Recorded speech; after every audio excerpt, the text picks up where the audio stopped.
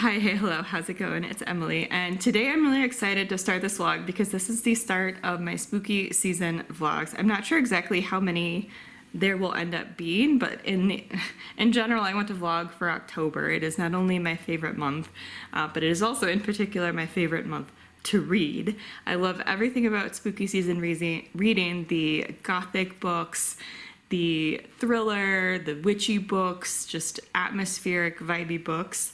And so I have a selection of them on the wheel here. I thought I could bring the wheel back to decide what I read this month. So I'll just quickly go through, starting with the red here. We have Wisteria, which is the third book in Adeline Grace's series that starts with, is it Foxglove is the first one, or is that the second one? Anyway, that's the third book in that series. So perfect gothic vibes. I have Ghostsmith. Is that the second book? Is that what it's called? Anyway, it just came out and it follows Bonesmith, and that's by Nikki Palpretto. It's the second book in that duology. Again, perfect spooky season vibes. I have Sarah Hawley. I have a couple of books in her, is it Something Falls series. It's a series of witchy romances, or a series of fun romances that would be perfect for this time of year. So I have 2 times with her mentioned on the wheel to cover both of those books. I have Undermining. So this is the Undermining of Twyla and Frank. I'm looking at it right over there. And that is the second book in that series. Again, perfect, fun vibes for this time of year. It was a romance, but also whatever. I'll describe it when it comes up. But I have the second book in that series here. I have 2 Twisted Crowns. Again, another continuation of a series. Can you sense the theme here? And this follows One Dark Window by Rachel Gillig. Perfect, just atmospheric vibes. I have Evocation by S.T. Gibson. So I wanted to make sure I could get that one on because I've heard it's great for this time of year. I have An Education in Malice, also by S.T. Gibson, which is a dark academia story. I have Temptation of Magic, which is another dark academia story. I have Dagger in the Flame, which is a book that came in the most recent YA Fairy Loot box and just seemed to have fun vibes. It dealt with shadow magic and the underbelly of a city, like the catacombs of a city, and anyway, could be fun. We'll see. And then I have Where Dreams Descend by Janella Angelis. And this is it Phantom of the Opera type story? Anyway, so we have that one. I also have, again, the second time that Sarah Hawley is mentioned. I also have Ghostsmith mentioned a second time, only because I currently have the audiobook checked out from the library, and so I need to make sure that I get to that before my hold runs out. So I put it on here twice because I want to increase the chances that I actually get it picked and get it read. Same with Evocation. I have that checked out from the library, and so I want to make sure I can return my hold. And then I just have a free pick spot because why not? So here we go. I'm just going to tilt the camera here, and then we will together see what she brings up. All right. I'm going to hope that this spin goes well. Evocation. Okay, perfect. So that'll be the first one I start with. Let's see if you can get a better, you can kind of sort of see that sideways says Evocation. Anyway, Evocation by S.T. Gibson will be the first one for October. So it is currently September 30th. I am halfway through Beneath These Cursed Stars, so I will finish this first and wrap up my final vlog for September, and then get started on this. So very excited for these vlogs. So it is a couple of days later. I'm gonna try to quickly check in during lunch. I started this vlog on Monday, and Tuesday and Wednesday are my commute days. But I do have a good amount of time to read, so I have actually finished Evocation by S.D. Gibson. I really enjoyed this one. This is a character study, first and foremost, I think. We're following Reese, David, and Moira. And Reese and Moira are currently married. David and Reese used to be in a relationship. They've kind of become strained, or their relationship has kind of become strained, and they've kind of had their distance since the breakup. And David is a medium, so he helps clients talk to dead loved ones, helps kind of give them some peace and comfort in that. And he's also a lawyer. And Reese is a sorcerer, and Moira has a bunch of different talents and abilities. She reads tarot cards, she's kind of empathic, and anyway, she's a really amazing character. And so at the beginning of the story, we learn that David is starting to have some problems as he is using his medium abilities, and he's starting to get this kind of spiritual sickness of sorts. He's starting to feel really poorly, have some blackouts, some things are going on, and he thinks it's related to that. He contacts Reese to help him figure out what's going on. Reese and David are also part of this occult society, and there's, a leadership transition going on, so there's some stuff with that occult society going on. And so Moira also becomes involved in helping David, and there are things that they can learn from each other that they need to learn that can help them. And so they find it mutually beneficial to try to figure out what's going on. And as they start to work more together, their relationship dynamic kind of changes. And so most of the book is about these characters, what they're going through, their dynamic, how that changes that, and how they navigate those changes. And as I said, very much a character study. The vibes, immaculate. The occult vibes, the magic, the demons, that kind of stuff, those vibes, immaculate. And I just really enjoyed seeing the dynamic between these characters and how it was changing, and I thought S.D. Gibson did a really good job with that dynamic. I think the writing was a bit different than the other book I've read of hers. It was slightly more straightforward, still beautiful, but slightly more straightforward. But I think she was just as successful kind of pulling this off. So a wide range of talent, which we love to see. But that does mean I need another book. So we have Zuil. And I've made a couple of updates after taking out Evocation. I've added, let's see, Coven. I've added Crowns of Nyaxia. Was Dagger in the Flame there before? I'm trying to remember. Anyway, I've made a couple of updates, but let's try to get this a bit more centered, maybe. All right.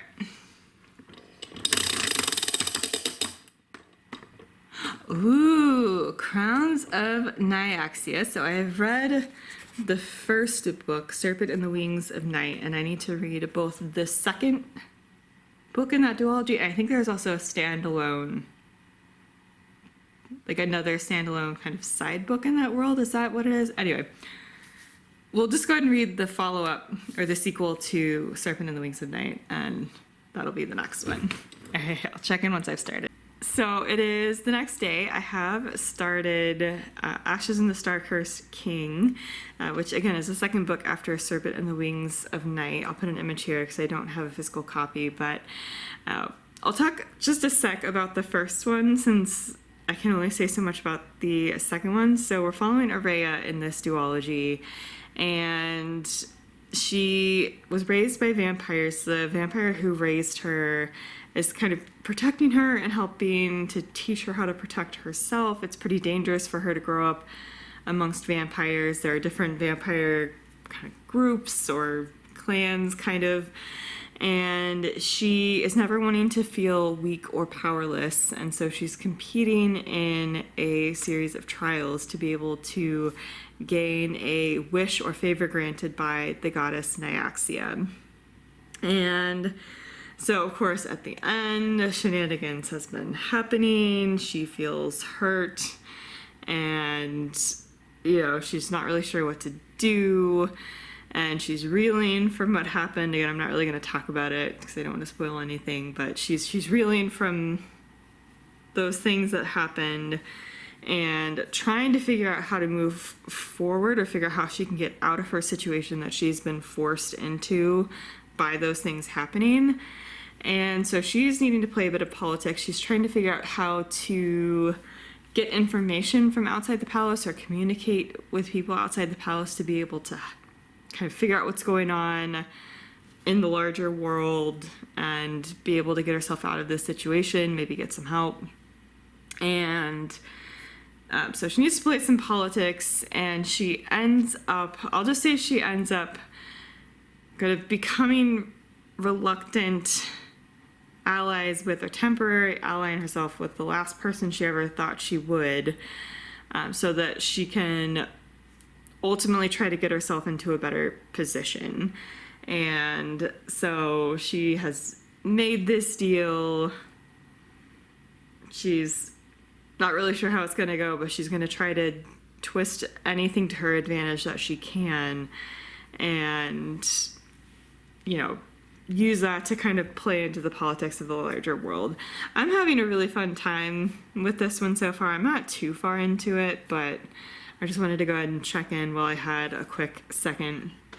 I also want to, I know I'm not done with the book, but I want to go ahead and spend for my next one just in case I don't get a chance to check in soon and I finish it more quickly than I'm able to check in. I'm not really sure what we're going to be up to this weekend, but we are going to go ahead and get our COVID and flu vaccines, which is always a time. I actually was fine last time, so I'm hoping that everything will be okay and I'll still feel okay tomorrow, but definitely sometimes not feeling the greatest the day after in particular. And so I just want to hedge my bets a little bit and at least know what the wheel has in store for me next.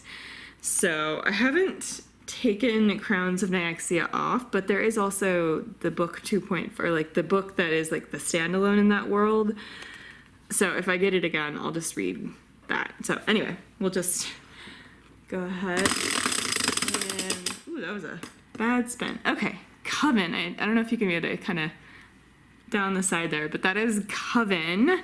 So that's really exciting. So it's going to be a witchy, vibey book. So that's going to be really fun. So that'll be the next one that I read for this vlog. And I'll hopefully be able to check in and I'll be feeling fine. I mean, we aren't going to be too busy to be able to check in or anything. But yeah, I'll continue reading Ashes of a Star-Cursed King. So it is now Monday. We did, in fact, let me adjust this slightly. We did, in fact, feel kind of blah on Saturday after getting our vaccines on Friday.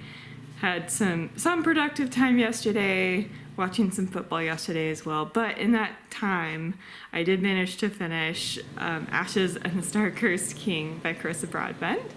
And I had a lot of fun with this one. I'm really excited to read the standalone in that world. And then I think the first book in the next duology is going to be published before too long. Is it already out? It's going to be published soon anyway. And that one follows Misha, I think, which is going to be really exciting. I adored Misha's character in this duology, so I'm really excited to get a duology about Misha. Anyway, yeah, I really enjoyed this one. Had a lot of fun just with the twists and turns and the politics, and of course there are some ridiculous things and some spicy scenes in places where it's like, would that really be what's going on here? What's going through their mind with all of this other stuff going on? But you know what? I had fun with it. So yeah, there's not really too much else to say because I don't want to spoil this as the second book in a duology, but yeah, she needs to ally with the last person she thought she would need to ally with and figure out who her true enemies are, who she can trust, and figure out her power in order to help the situation that's going on. And, you know, war is involved, gods are involved. It's fun. It's fun. So I'm going to be starting The Coven now. And as I said, I think this is a witchy, but I also think it's a dark academia book, like a witchy dark academia situation. I'm excited. I think it's going to be fun. I will be commuting over the next couple of days, so probably won't be able to check in. And The Coven is not a long book, so it is entirely possible that I will be finishing while commuting over the next couple of days. So just in case, I think I'm going to do one more book for this vlog, and then I need to get to a couple of books that I need to return to the library or listen to before they get returned to the library, as well as a couple that I want to plan around the renewal for my Spotify audiobook listening hours. Anyway, so I won't have the flexibility, I think, in the next vlog for October, but I might have time for one more. We'll see. So, going to, and I've left Crowns of Nyaxion again because there's the next standalone book set in that world. Let's scooch this back a little bit. Okay, I know some of it is hard to read and there's a glare, but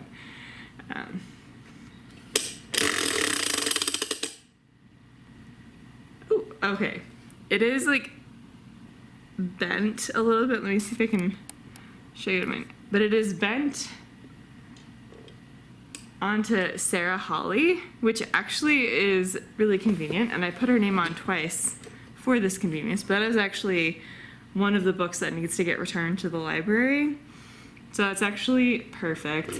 And I could, if it's like that, I can count it as the next one maybe. It was like, but I'm gonna count it as going back to Sarah Holly. Okay, and I'll need to remember which one there are two more in that series of hers. I've read the first one, Witch's Guide to Fake Dating a Demon. I don't remember the title of the one that I actually have checked out, but it's one of the other two in that series. So, very excited. So once I finish Coven, I'll start into that one. So I probably won't be able to check in until I'm done with Coven, but you know, we're working with what we got. So this is embarrassing, but it is November 1st, and I haven't filmed a clip since that last clip. And so yeah, it's been a minute. I have read The Coven by Harper L. Woods. I'll put an image here. And I have also read the next book that I spun for, The Demon's Guide to Wooing a Witch by Sarah Holly. I will also put an image of that one here. And part of it was also that we went out of town that week, and I thought I would be able to check in before going out of town, and then went out of town, and work has been really busy, and it just hasn't happened. I have been reading though, so I think what I'm gonna do is wrap up the books that I spun for in this vlog, talk about some other hits and highlights from October, and just call it good and see what I can do as far as vlogging in November. So that's what we're gonna do. So again, we will start with The Coven by Harper L. Woods. This one really gave me Gothicana vibes. I will put a Gothicana by Runic's image here. This one really reminded me of Gothicana, so if you vibed with that one, maybe The Coven will work for you. It's like a witchy version of that, or vice versa. If you enjoyed The Coven, maybe we'll enjoy Gothicana. And in this one, it's been a hot second since I've read some of these, so I'm gonna blank on some character names. But our main character in this one, in The Coven, is a witch, and has these different abilities, needs to hide them and needs to be careful, and she's ultimately kind of tracked down and kind of forced to go to this school for witches that has finally reopened after a long time. Some witches had died back in the day. They're finally reopening. For reasons, they're kind of forcing her to join this school. And it has to do with kind of getting the lineages or the descendants of these different lines of witches together. And so she is at this school. She is having this pull towards the person.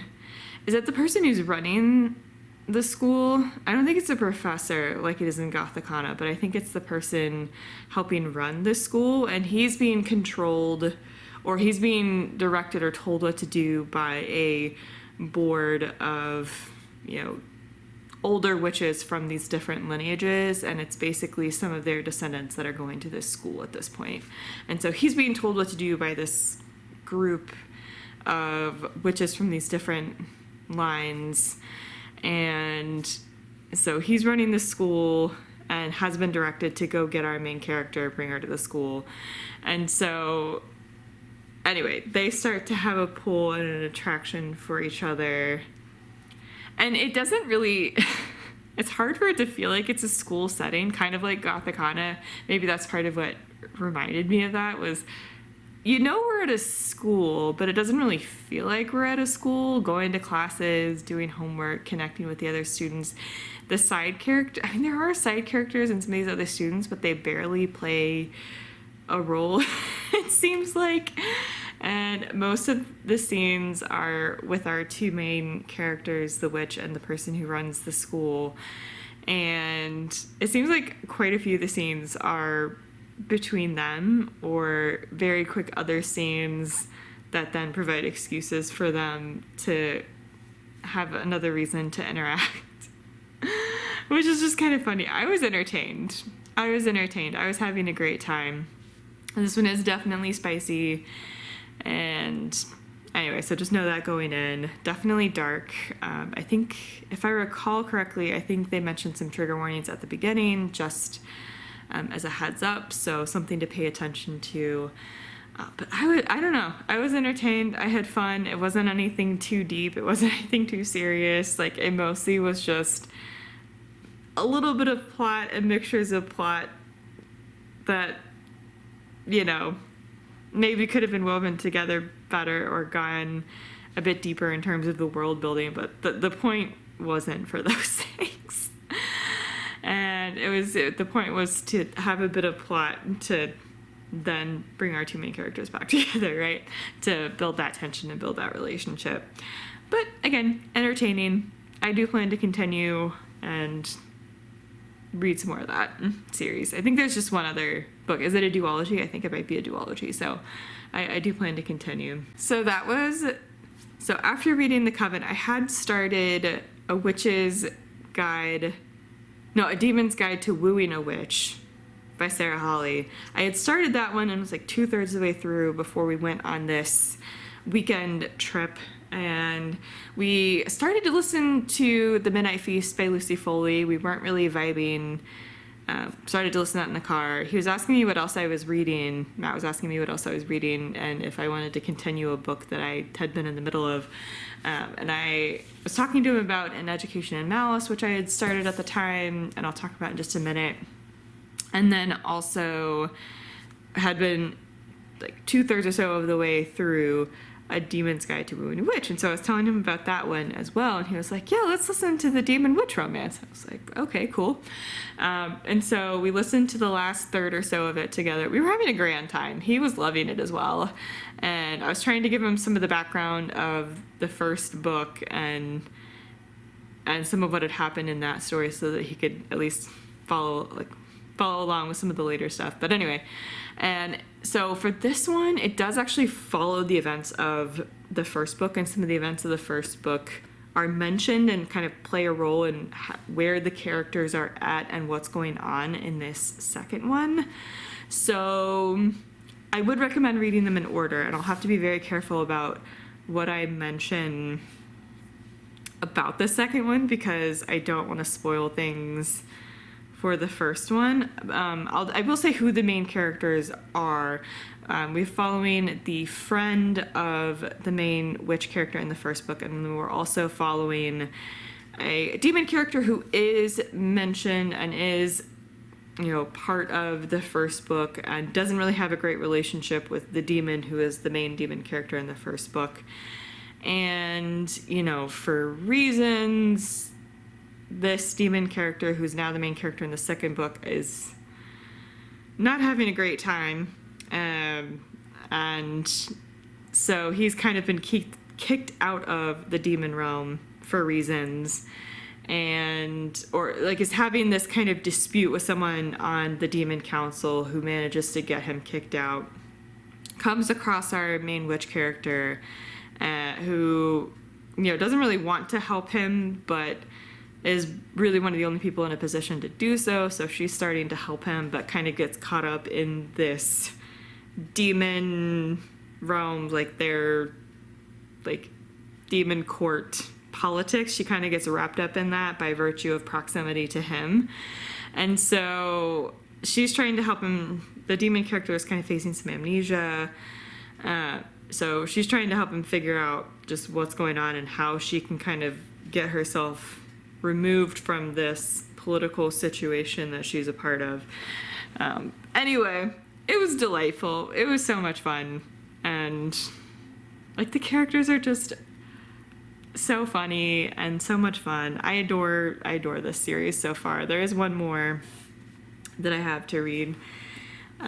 Anyway, so as I mentioned, I was also at the time reading An Education in Malice. I'll just go through a few of the hits from October. This one was definitely a hit for me, and it's a dark academia. We're following a couple of students, poetry students, who one of them is an older student and is kind of the teacher's pet, or kind of a favorite, or has a deeper relationship with one of the poetry professors at this school. And we have a new student coming in, Laura, who manages to get her way into this teacher's class, which is pretty rare for a freshman.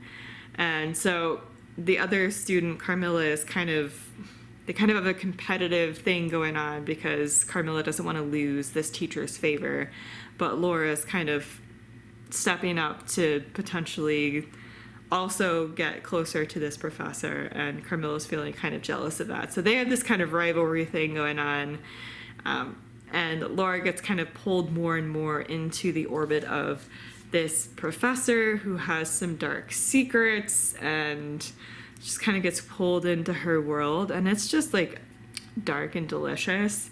And it is a character study between these three characters, and I think S.T. Gibson does a fantastic job with characters and character dynamics, and very carefully building and changing those dynamics, and how those dynamics change over the course of the book are always just super interesting to me in her books, particularly in this one and the other book that I have read of hers recently, Evocation. Particularly in this one and Evocation, that was the case. So I really enjoyed that one. I also read The Undermining of Twyla and Frank, which was a ton of fun. This one felt less October-y to me than the first one did, The Undertaking of Heart and Mercy, or Undertaking of Mercy and Heart, forgetting the order of the names. But anyway, that one felt more October-y to me than this one does, but this one follows the events of the first book, and we're following Twyla and Frank, who are in this group of people who are kind of rangers in a sense, and kind of protect this area. And there are dragons, little dragons involved in this one, and Frank has a little dragon that is kind of attached to him and bonded with him, and it's really cute. And so they're trying to figure out what's going on. They start to see these dragons, which they aren't really sure why, and so they're bringing in this dragon expert. And so Twyla, at this point, her husband has passed away, so she's she hasn't remarried or anything. She hasn't really dated since. She's just enjoying her life as a ranger. She travels a lot with Frank for her job, like travels around this area for her job with Frank. So, Frank is her best friend. She loves her job. She keeps in touch with her kids and her grandkids and is just kind of living her life. And so they bring in this dragon expert. She starts to kind of have a thing with this dragon expert, but then Frank is getting jealous and they're starting to realize that maybe there was something more there all along. And it's fun. It's cute. It was a delightful time. And yeah. Another romance I read was Best Hex Ever. I'll put an image here. Which was a delightful witchy romance between a bakery shop owner or coffee shop that also has pastries and things like that, and a museum curator who is a curator specifically at the British Museum. And he is trying to do what he can to get artifacts that essentially have been stolen over periods of time and stored at or displayed at the British Museum. He's trying to work on a concept to kind of have this rotating exhibit about like certain objects that they have at the museum. And he kind of wants to get a collection of these and bring them for a rotating exhibit and kind of start to give back some of these objects to the countries and peoples who they originally came from. And he comes into the coffee shop at one point and kind of has this interaction with our main witch character, and Dina is the witch character's name. Why am I blanking on his name? Anyway. And so they just start to kind of come across each other multiple times and then realize that they're also both in this wedding for two of their close friends. He's kind of been out of the country for his job for a couple of years. And so she hasn't really kind of been, although she's in the circle with some of like this larger friend group, she hasn't come across him before. And so they're both at this wedding. And so things go from there. And she has kind of been hexed, or kind of feels like she has this curse on her where anyone who starts to fall in love with her ends up getting hurt, like physically hurt, and like they have various accidents or things just kind of happen to them. And so she's trying to figure out how to undo this curse as she's falling in love with this museum curator. Anyway, delightful time. Spicy, fun, cozy, loved it. I also adored The Dagger and the Flame by Catherine Doyle. This is one of the authors who is writing, one of the two authors who's writing the Twin Crowns series, so I had very high hopes for this one, and I absolutely adored this one. We're following our two main characters who are in opposite sides of, or are in two different opposing groups. There are the Cloaks and the Daggers, and the Cloaks are kind of the thieves and the Daggers are the assassins, and they kind of rule the nightlife of this city. So she's in the Cloaks, he's in the Daggers. Her mom has been killed, and she had been told before her mom was killed, her mom had told her, if anything ever happens to me, go to the Cloaks, like they'll protect you, etc. So that's what she does. She goes to the house of the Cloaks to seek protection and is starting to learn how to be a cloak. And he was kind of brought in as a young kid by the person who runs the Daggers and who kind of protected him, took him under his wing.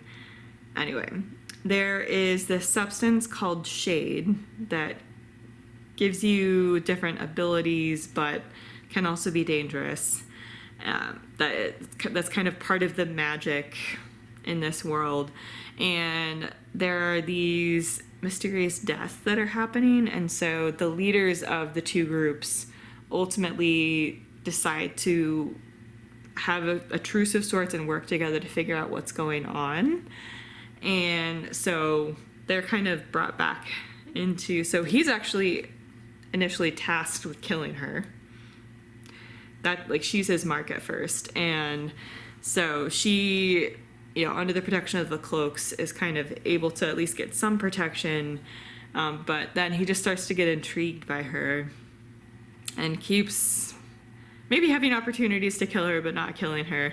And is trying to figure out where his loyalties really lie, what he wants. And so the groups are working together to try to figure out what's going on with these deaths, and things just kind of go from there. I loved it. I loved the vibes. I love these characters. I loved the tension. I ate it up. I loved it. So yeah, I'm not really going to talk much about this one, but know that I'm having a grand time with this one and absolutely adore this series.